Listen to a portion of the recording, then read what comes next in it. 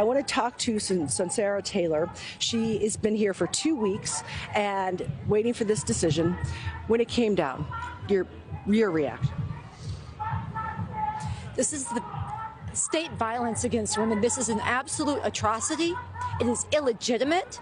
It is illegitimate for this Supreme Court packed with theocratic fascist judges appointed by an illegitimate president, Donald Trump, to give the state the right to hijack women's bodies, to treat their wombs like surveillance sites, and to drag women in to court, to put them on trial and lock them up if they induce their own abortions, if they travel to other states to get abortions. Forcing women to have children against their will is a form of enslavement. It is barbaric, and this is 100% illegitimate. It is infuriating.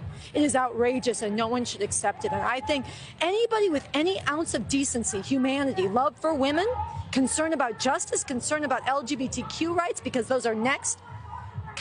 Contraception is next. All of the rights that are undergirded by the same foundation as Roe are on the line now. We need to be in these streets. We need to rise up a nonviolent, massive, sustained. It's beautiful here now. It needs to grow every day, millions strong, until this building, this body, the Capitol Hill, Congress or the White House, acts to restore legal nationwide abortion across this country on demand now.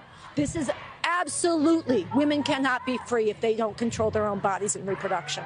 So you're an activist. What's next? What do you do next? We're calling on people to rise up in the streets and massively flood the streets. I have the green bandana on. This is the green bandana that came out of Argentina. It was taken up in Colombia, in Mexico, places where abortion was criminalized. Very patriarchal, very repressive societies, very Catholic societies. People went in the streets and they demanded legal abortion, and they struggled day after day, night after night. They brought thousands, then they brought millions, and they tore down the criminalization of abortion.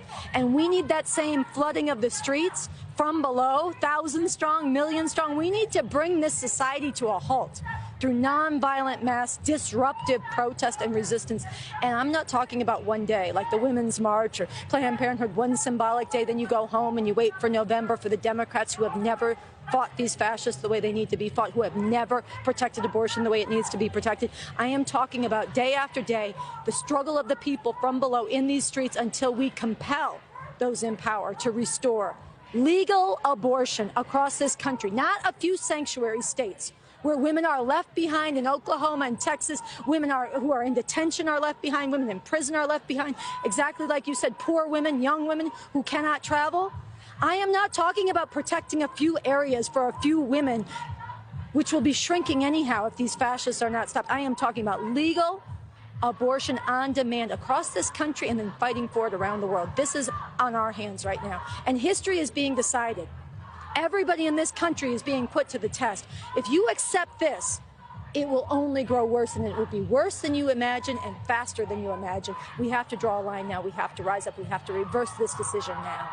You're obviously not going to change the court's opinion. They know that this is an unpopular decision. You're talking about legislation and that they couldn't get through the Senate. You think that enough people can pressure them with such an evenly divided Senate and Republicans so together on this issue? I think that even capitulationists, common ground-seeking Democrats, and yes, even fascist Republicans can be compelled. They worry about the perceived legitimacy of their institutions. Everybody knows this decision from the Supreme Court was illegitimate. If people come out and show our opposition, I think it can force the kind of political crisis where they have to make concessions. In reality, that's how all our rights have been won. Voting rights weren't won by voting. They were won in the streets by people sitting down, doing freedom rides, going on hunger strike, going to jail. LGBTQ rights and marriage equality was won by people rising up. Abortion rights was won by people going in the streets and raising hell. This is how you force power to concede. Frederick Douglass said it years ago. Power concedes nothing without a demand, never has, never will. Do I think it's realistic that they will restore abortion rights if we sit home? Hell no. Do I think if we come out and raise bloody hell, the majority of us, 1 in 4 women who's had an abortion, all the women and the men and the doctors who remember the back alley deaths, foreclosed lives before 1973, all the young people in fear for their future, if we flood these streets and don't go home, absolutely we can compel them to restore legal abortion on demand across this country, and nothing less than that is acceptable. Ms. Taylor, thank you so much for your insight. I definitely appreciate you. And obviously,